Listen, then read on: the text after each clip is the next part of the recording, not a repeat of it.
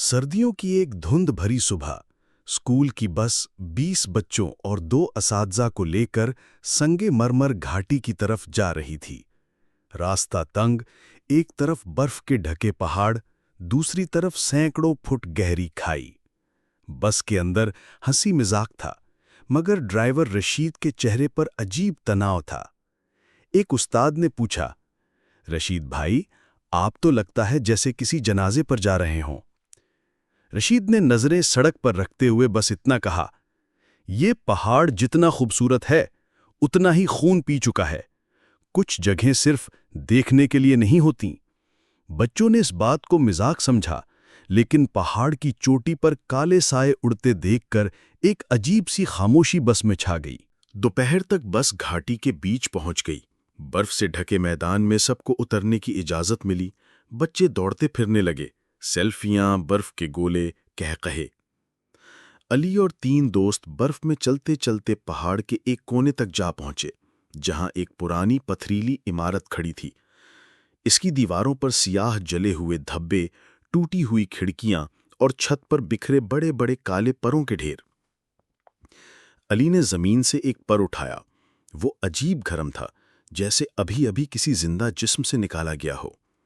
اسی لمحے ایک کانپتی ہوئی آواز پیچھے سے آئی، اس پر کو ہاتھ مت لگانا، یہ خون خوار کی علامت ہے۔ وہ گاؤں کا ایک بوڑھا چرواہا تھا، اس کی آنکھوں میں خوف تھا۔ اس نے علی کی طرف دیکھے بغیر کہا، یہ پہاڑ جن کے قبضے میں ہیں، اگر وہ جاگ گئے تو تم سب یہاں سے زندہ نہیں جاؤ گے۔ علی ہنسا، مگر چرواہا بغیر پیچھے دیکھے برف میں غائب ہو گیا۔ دوپہر ڈھلتے ہی بادل جمع ہونے لگے۔ ایک ایسی چیخ سنائی دی جیسے کوئی آسمان پھاڑ رہا ہو۔ پہاڑ کی چوٹی پر سیاہ نقطے حرکت کرنے لگے اور پھر وہ نیچے اترنے لگے۔ درجنوں چیلیں، مگر یہ عام پرندے نہیں تھے۔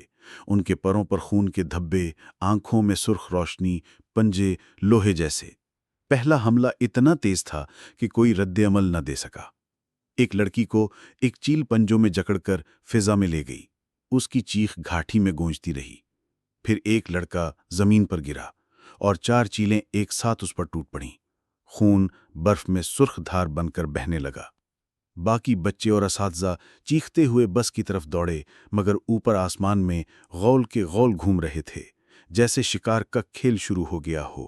بس کے اندر گھسنے کے بعد سب نے دروازے بند کیے۔ رشید نے انجن سٹارٹ کیا، مگر جیسے ہی بس آگے بڑھی، 5 بڑی چیلیں چھت پر آ کر پنجے گاڑنے لگیں۔ شیشے ایک ایک کر کے ٹوٹنے لگے۔